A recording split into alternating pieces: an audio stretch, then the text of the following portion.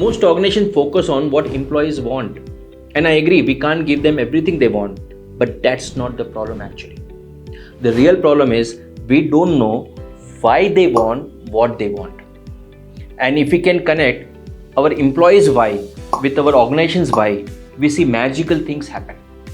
Employees work like Superman. Organizations work on autopilot mode.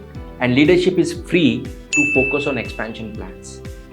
And that's the real job of HR, isn't it? To make every employee work like a CEO. Hi, my name is Susheel Agarwal, founder of Ethica Insurance Broking Company. Having built such an organization myself, that to 100% bootstrap, one thing I learned is that my success was a result of my ability to create such an environment. And if you want to know the step-by-step method of creating such an environment in your office, you may like to attend my next workshop titled From HR to CEO. The workshop is for invite only, so check with my team and who knows, you might even get qualified for a free pass.